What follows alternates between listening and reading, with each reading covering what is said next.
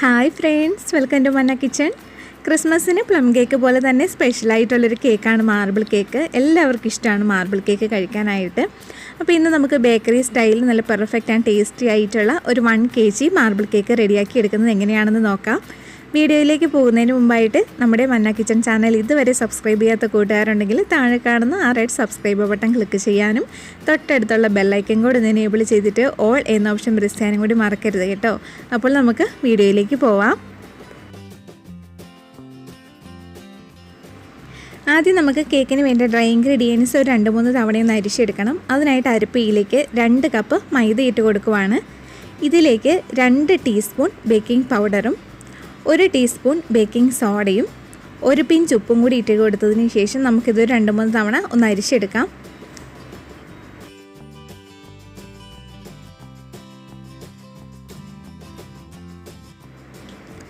ഒരു കാര്യം ഡ്രൈ ഇൻഗ്രീഡിയൻസിൽ ചേർക്കാനായിട്ട് മറന്നുപോയി കേട്ടോ. ഞാൻ ഈ ഒരു കേക്കിൽ വാനില എസൻസിന് പകരം വാനില പൗഡറാണ് ചേർത്ത് കൊടുക്കുന്നത്. 1 ടീസ്പൂൺ വാനില പൗഡർ ചേർത്ത് കൊടുത്തിട്ടുണ്ട്. വാനില എസൻസ് ചേർക്കുന്നതിനേക്കാളും ഒരു പിടി ടേസ്റ്റ് മുന്നിലാണ് വാനില പൗഡർ ചേർത്ത് കൊടുത്താൽ. വാനില പൗഡറും കൂടി ചേർത്തിട്ട് ഞാനൊന്ന് അരിച്ചെടുത്തതിന് ശേഷം ഇതുപോലെ മിക്സ് ചെയ്ത് മാറ്റി വയ്ക്കുവാണ്. അടുത്തതായിട്ട് ഈ ഒരു കേക്കിലേക്ക് ഞാൻ 4 വലിയ മുട്ടയാണ് എടുത്തിരിക്കുന്നത്. മുട്ടയുടെ വൈറ്റും യോക്കും ഒന്ന് സെപ്പറേറ്റ് ചെയ്തെടുത്തിട്ടുണ്ട്. ഇനി നമുക്ക് ഈ എഗ് വൈറ്റ് നല്ല സ്റ്റിഫ് മിക്സ് ആകുന്നത് വരെ ഒന്ന് ബീറ്റ് ചെയ്തെടുക്കണം.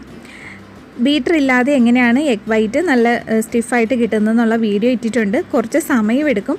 ഇനി അങ്ങനെയൊന്നും ചെയ്യാൻ പറ്റില്ല എന്നുണ്ടെങ്കിൽ നിങ്ങളിങ്ങനെ സെപ്പറേറ്റ് ചെയ്തിട്ട് ചെയ്യേണ്ട ആവശ്യമില്ല. നമ്മുടെ ബാറ്ററിലേക്ക് മുട്ട മുഴുവനായിട്ടും ചേർത്ത് കൊടുക്കാവുന്നതാണ്. അത് ചേർക്കേണ്ടത് എപ്പോഴാണെന്ന് ഞാൻ പറഞ്ഞു തരാം. ഇനി ഈ മുട്ട വെള്ള ഒന്ന് പതഞ്ഞു വന്നു കഴിഞ്ഞാൽ അതിലേക്ക് നമുക്ക് പൊടിച്ചിട്ടുള്ള 1/2 കപ്പ് പഞ്ചസാര കുറച്ചായിട്ട് ചേർത്ത് കൊടുത്തിട്ട് ബീറ്റ് ചെയ്തെടുക്കാം.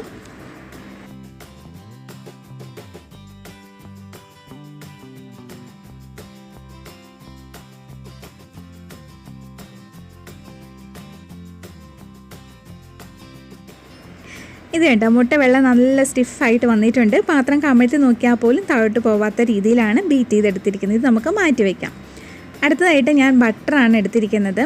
150 ഗ്രാം ബട്ടർ നമുക്ക് ഇതിലേക്ക് വേണം. അപ്പോൾ ഞാനിവിടെ അൺസാൾട്ടഡ് ബട്ടറാണ് എടുത്തിരിക്കുന്നത്. അപ്പോൾ റൂം ടെമ്പറേച്ചറിലുള്ള ബട്ടർ വേണം. ഫ്രിഡ്ജിൽ നിന്ന് നമ്മൾ നേരിട്ട് എടുത്ത് ഉപയോഗിക്കാൻ പാടില്ല. അതുപോലെ തന്നെ റൂം ടെമ്പറേച്ചറിലിരുന്ന് ഒരുപാട് അങ്ങ് മെൽറ്റായി പോകാനും പാടില്ല.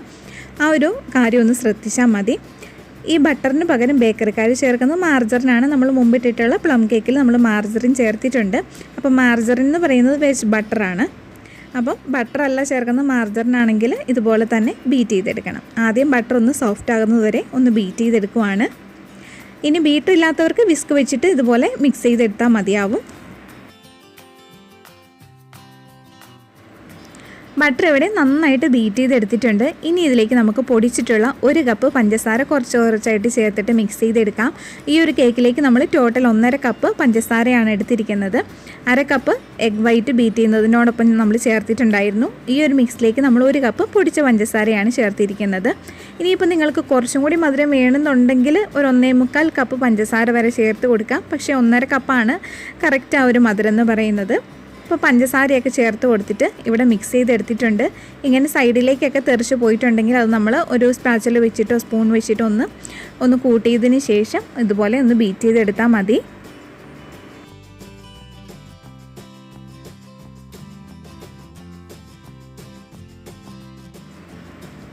ബട്ടറും പഞ്ചസാരയും കൂടി നന്നായിട്ട് മിക്സ് ആയിട്ടുണ്ട്. ഇനി ഇതിലേക്ക് നമുക്ക് സെപ്പറേറ്റ് ചെയ്ത് വെച്ചിട്ടുള്ള എഗ് യോക്ക് ചേർത്ത് കൊടുക്കാം. ആ കൂടെ തന്നെ 1/2 ടീസ്പൂൺ മിൽക്ക് എസൻസ് കൂടി ചേർത്ത് കൊടുക്കുന്നുണ്ട്.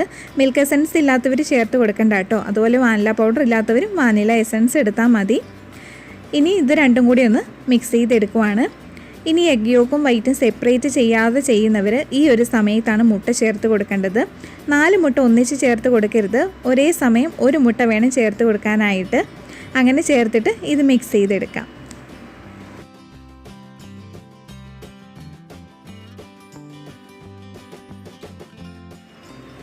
അടുത്തതായിട്ട് നമുക്ക് ഈ ഒരു ബാറ്ററിലേക്ക് റൂം ടെമ്പറേച്ചറുള്ള 1/2 കപ്പ് പാൽ കൂടി ചേർത്ത് കൊടുക്കാം. ഒന്നിച്ച് ചേർത്ത് കൊടുക്കണ്ട, ഒരു 2-3 തവണയായിട്ട് ചേർത്ത് കൊടുത്തിട്ട് ലോ സ്പീഡിൽ ഇട്ടിട്ട് ഒന്ന് മിക്സ് ചെയ്തെടുത്താൽ മതി.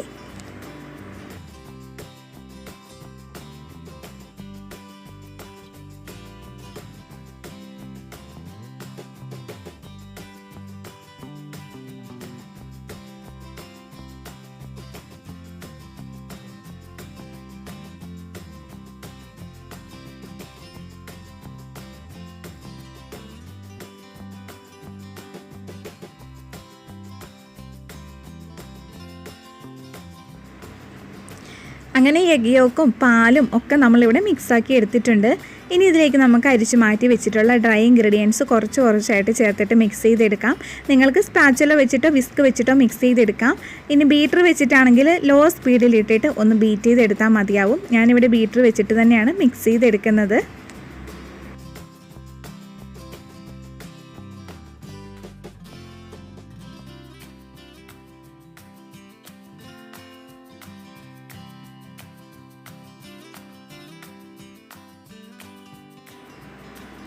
അങ്ങനെ ഡ്രൈ ഇൻഗ്രീഡിയൻസ് മുഴുവനും നമ്മൾ ചേർത്ത് കൊടുത്തിട്ടുണ്ട്. ഇനി ഒരു ബാറ്ററിലേക്ക് നമുക്ക് ബീറ്റ് ചെയ്ത് വെച്ചിട്ടുള്ള എഗ് വൈറ്റ് ചേർത്ത് കൊടുത്തിട്ട് മെല്ലെ ഫോൾഡ് ചെയ്തെടുക്കാം. മുട്ടവെള്ളം ചേർക്കുന്ന സമയത്ത് ബീറ്റർ ഉപയോഗിക്കാനായിട്ട് പാടില്ല. നമ്മൾ സ്പാച്ചുല വെച്ചിട്ടോ അല്ലെങ്കിൽ സ്പൂൺ വെച്ചിട്ടോ മാത്രമേ മിക്സ് ചെയ്തെടുക്കാൻ പാടുള്ളൂ.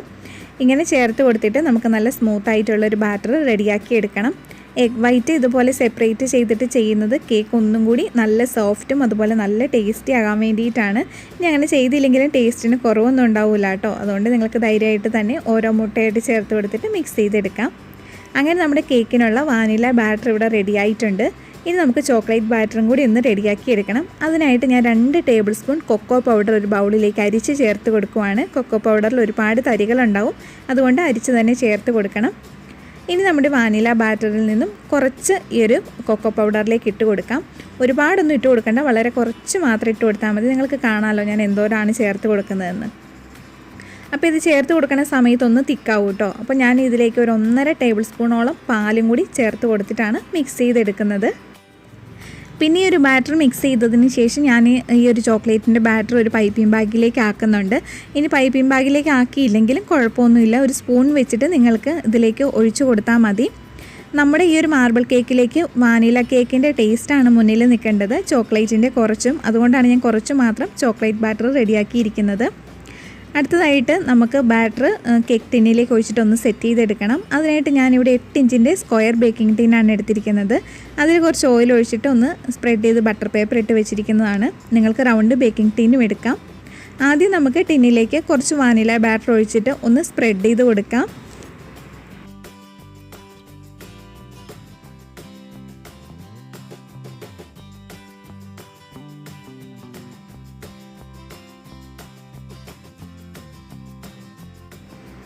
അപ്പം നമ്മൾ ആദ്യം കുറച്ച് വാനില ബാറ്റർ ആക്കി ഒന്ന് സ്പ്രെഡ് ചെയ്തിട്ടുണ്ട്.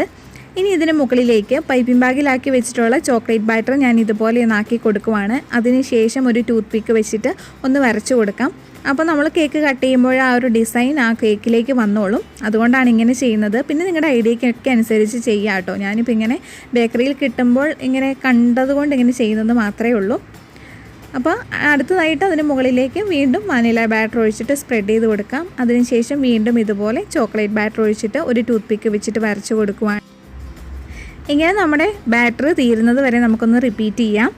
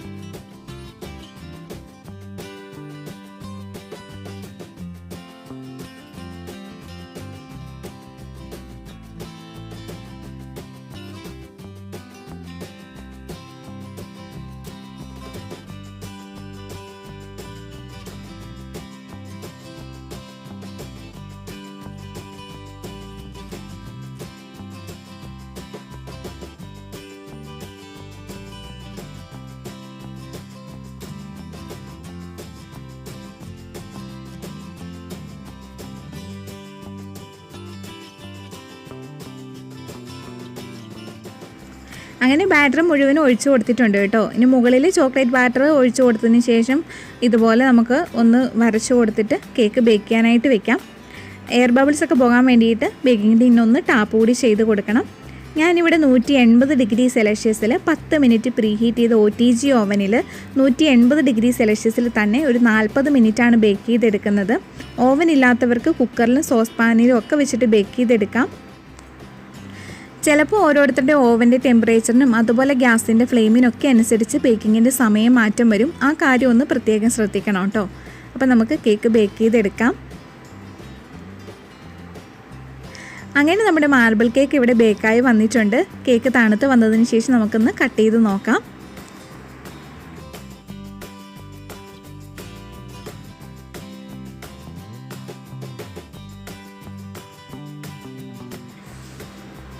അങ്ങനെ നമ്മുടെ മാർബിൾ കേക്ക് ഇവിടെ നന്നായിട്ട് തണുത്ത് വന്നിട്ടുണ്ട്. നമുക്കിതൊന്ന് കട്ട് ചെയ്ത് നോക്കാം. ശരിക്കും കേക്ക് ഒരു ദിവസം വെച്ചിട്ട് കട്ട് ചെയ്യുമ്പോഴാണ് കേട്ടോ കൂടുതൽ ടേസ്റ്റ് ആവുന്നത്. കണ്ടോ, നല്ല സോഫ്റ്റ് ആയിട്ടുള്ളൊരു കേക്കാണ്. ഈ ഒരു ക്രിസ്മസിന് നിങ്ങൾ വീട്ടിലുണ്ടാക്കാനാണെങ്കിലോ ഇനി ഉണ്ടാക്കിയിട്ട് സെയിൽ ചെയ്യാനാണെങ്കിലോ ഈ ഒരു റെസിപ്പി നിങ്ങൾക്ക് ധൈര്യമായിട്ടും ട്രൈ ചെയ്യാം. 100% നല്ലൊരു റിസൾട്ട് കിട്ടും. ഒട്ടും പേടിക്കാതെ തന്നെ ചെയ്യാൻ പറ്റിയ ഒരു റെസിപ്പിയാണിത്. എനിക്ക് മിക്കവാറും ഓർഡർ വരാറുള്ള ഒരു കേക്കാണ് മാർബിൾ കേക്ക്. അതായത് കല്യാണ വീടുകളിലേക്കൊക്കെ ടീ കേക്കായിട്ട് ഇത് പീസാക്കി കൊടുക്കാനുള്ള ഓർഡർ വരാറുണ്ട്. ഞാനങ്ങനെ ചെയ്ത് കൊടുക്കാറുണ്ട്. നമുക്കിതൊന്ന് പീസാക്കിയിട്ടും കൂടി ഒന്ന് നോക്കാം. അപ്പോൾ നിങ്ങൾക്ക് ഈ ഒരു വീഡിയോ ഇഷ്ടപ്പെട്ടു എന്ന് കരുതുന്നു. ഇഷ്ടപ്പെട്ടാൽ ഒന്ന് ലൈക്ക് ചെയ്യാനായിട്ട് മറക്കരുത് കേട്ടോ. പിന്നെ നിങ്ങളുടെ ഫ്രണ്ട്സ് ആൻഡ് ഫാമിലിക്കൊക്കെ ഈ ഒരു വീഡിയോ ഒന്ന് ഷെയർ ചെയ്ത് സപ്പോർട്ട് ചെയ്യാനും കൂടി മറക്കരുത്. പിന്നെ നമുക്കൊരു ഫേസ്ബുക്ക് ഗ്രൂപ്പുണ്ട്, മന്ന കിച്ചൺ. ആ ഒരു ഗ്രൂപ്പിൽ എല്ലാവരും ജോയിൻ ചെയ്തിട്ട് നിങ്ങൾ ട്രൈ ചെയ്തിട്ടുള്ള റെസിപ്പീസിൻ്റെ ഫോട്ടോസൊക്കെ ആഡ് ചെയ്യാനും കൂടി മറക്കണ്ട. പിന്നെ ഫേസ്ബുക്ക് പേജുണ്ട്, മന്ന ഹോം മെയ്ഡ് കേക്ക്സ്. ആ ഒരു പേജ് ലൈക്ക് ചെയ്യാനും കൂടി മറക്കരുത്. അപ്പോൾ നമുക്ക് വേറൊരു റെസിപ്പി ആയിട്ട് വീണ്ടും കാണാം. Thank you for watching.